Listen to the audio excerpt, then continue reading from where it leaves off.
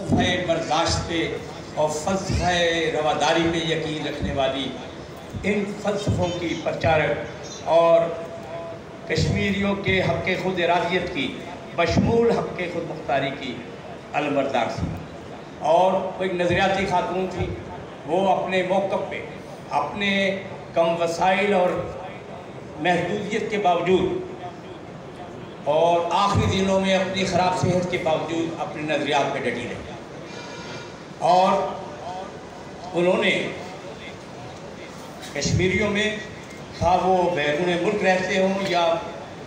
اس کشمیر کے اس خطے کی طرف گلگت بلتستان میں یا جو بھارت کے زیر انتظام کشمیر ہے اس میں، اپنی شخصیت سے نوجوانوں کو، خواتین کو اور عام کشمیریوں کو متاثر کیا۔ میں جب وہ آخری وقت علیل تھی، میں جب انگلینڈ گیا تو سردار شوکت علی کشمیری ملے، ہم ان کے گھر گئے۔ اس دن ان کی طبیعت ٹھیک تھی، اگلے دن ان کو اسپتال داخل کیا، ان کی آنکھ میں کوئی پرابلم ہو گیا، تو پھر ہم ان کو اسپتال دیکھنے گئے۔ ایڈوے روڈ کے پاس کوئی کلینک تھا، وہاں انہوں نے کہا، جب ہم لوگ بیٹھے ہوئے تھے، ان کی بہن ہالینڈ سے بھی آئی تھی، وہاں انہوں نے کہا کہ کیا کشمیری جو ہے وہ بھیڑ بکریاں ہیں؟ اگر اسکاٹ لینڈ کے لوگوں کو حق خود مختاری کا حق مل سکتا ہے،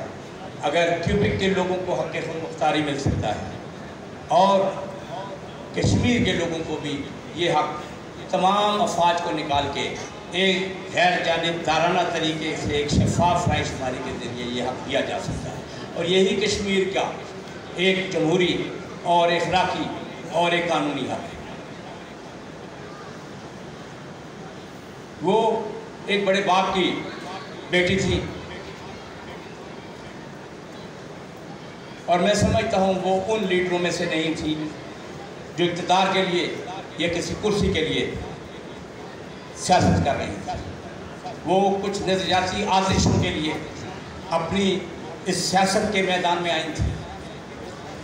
اور کہنے والے یہ کہتے ہیں کہ جب راجہ فاروق حیدر نے ان کو پیشکش کی کہ اگر آپ مسلم لیگ نون میں شامل ہو جائیں تو ہم آپ کے لیے کوئی عہدہ، کوئی کرسی، کوئی ممبری سوچ سکتے ہیں، تو نائلہ خانین نے اس وقت کہا تھا کہ راجہ صاحب میں آپ کی بہت عزت کرتی ہوں، لیکن آپ نے یہ کیا کہہ دیا؟ میں آپ کی عزت اس وجہ سے کرتی ہوں کہ کبھی آپ کے منہ سے بھی خود مختار کشمیر کے لفظ نکلے تھے، اور سنیے یہ آپ نے کیا کہہ دیا، میں بازار میں بیٹھی ہوئی بکنے والی کوئی عورت نہیں ہوں، میں خانہ من کی بیٹی ہوں، اور تمہارے یہ کرسیاں، تمہارا یہ اقتدار، تمہاری یہ وزارتیں ہماری عزتوں میں اضافہ نہیں کر سکتی، اور یہ وہ ملک ہے جس میں تم ممبریوں اور وزارتوں کی تم مجھے پیشکش کرتے ہو، جو میرے باپ نے بزور بازو جیت کر پلیٹ میں تم لوگوں کو پیش کیا۔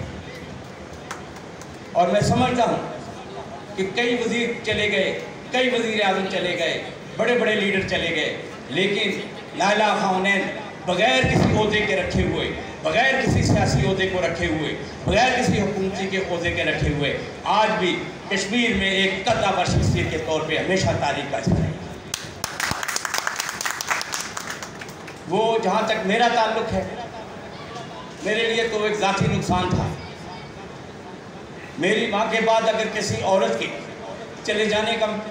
کبھی کوئی غم ہے تو وہ کامریڈ نائلہ خانین ہے۔ وہ ایک خوبصورت دوست تھی، ایک عظیم لیڈر تھی، ایک شفقت کرنے والی ماں اور ایک محبت کرنے والی بہن کا درجہ رکھتی تھی، اور ابھی آج ان کو انہی الفاظ کے ساتھ خراج تحسین پیش کرتے ہوئے میں بات کو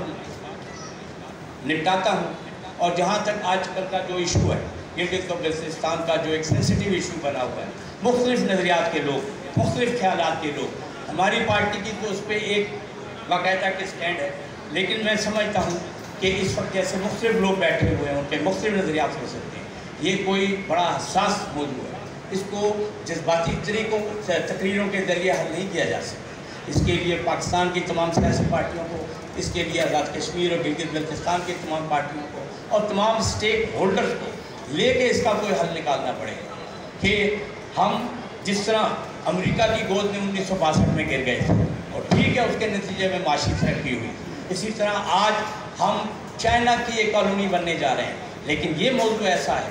کہ اس کو حل کرنے کے لیے انتہائی حساسیت کی، بیٹھنے کی اور تمام سٹیک ہولڈرز کو لے کے کوئی ایسا لائحہ عمل تیار کرنا ہوگا کہ پاکستان کا ابھی تک جو موقف رہا ہے، کیا جو کشمیریوں کا اسٹانس ہے اس کو بھی بچایا جائے، اور اس مسئلے کا یا جو بھی ایک ڈیمانڈ آئی ہے، کیونکہ دیکھیں یہ ڈیمانڈ 1963 کا جو سنگ چانگ ایگریمنٹ ہے وہاں بھی ایک ڈیمانڈ اس